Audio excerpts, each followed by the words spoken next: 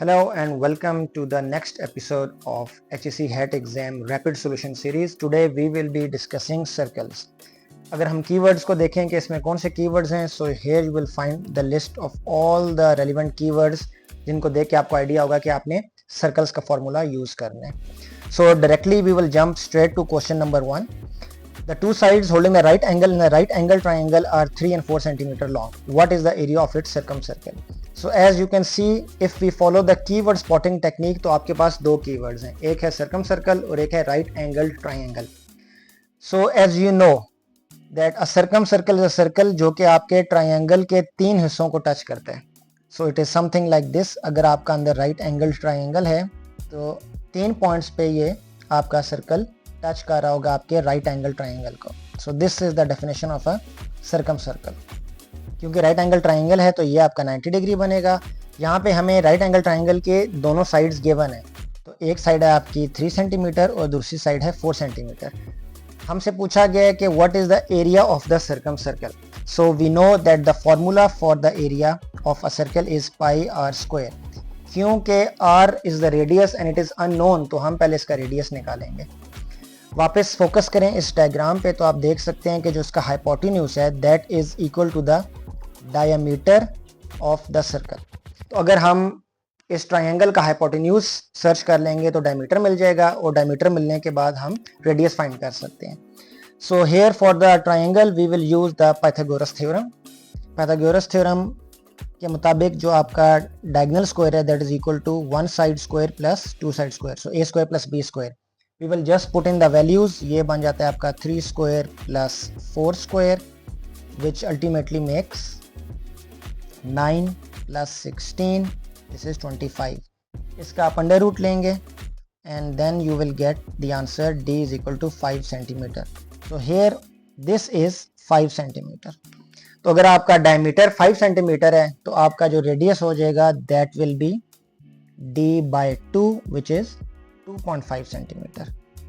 इसको देख के अब हम एरिया निकाल सकते हैं and this area is equal to pi r square which means pi multiply by 2.5 square and the final answer is 6.25 पाई.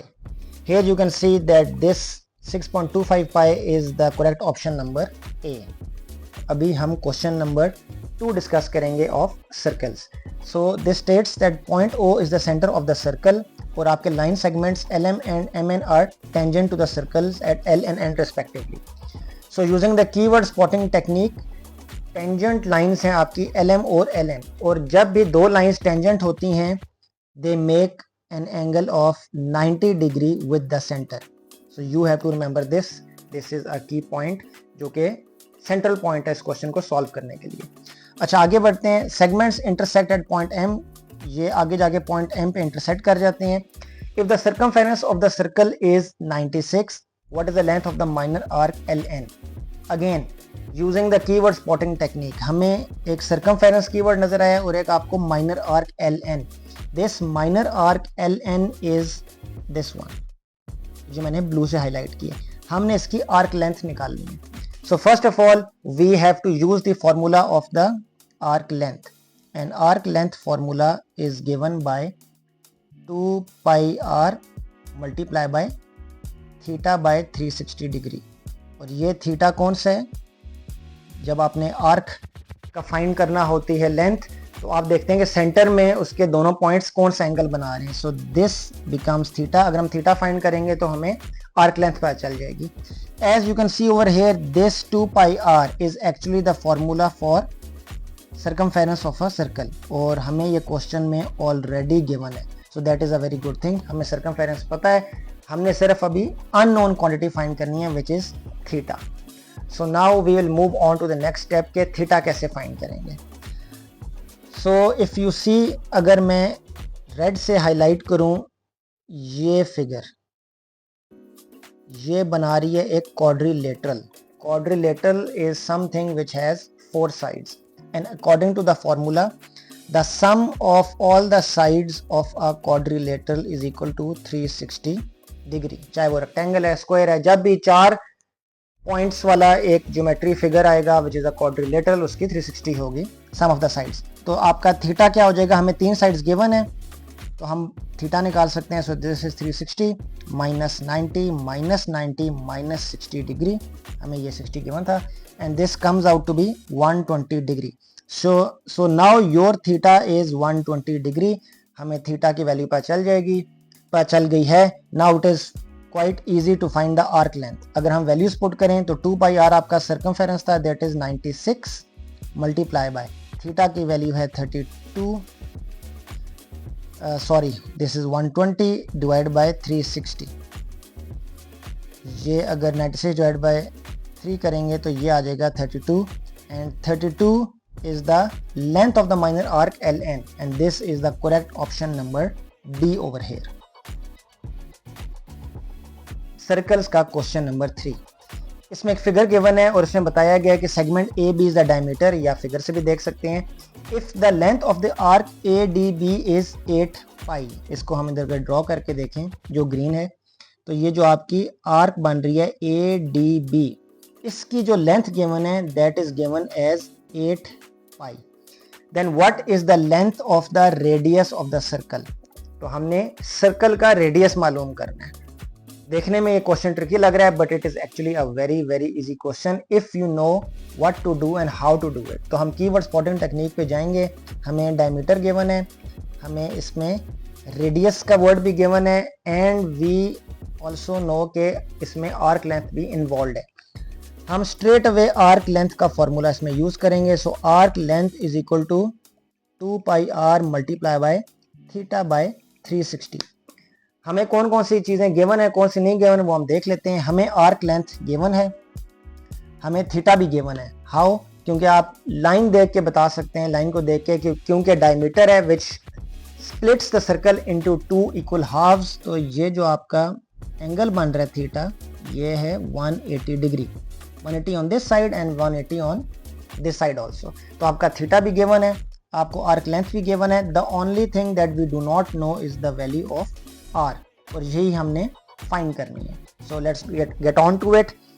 आपकी length of the arc is 8 pi, तो हम यहाँ पे 8 पाई लिख लेते हैं। This is 2 pi r which is unknown quantity, theta is 180 and this is divide by 360।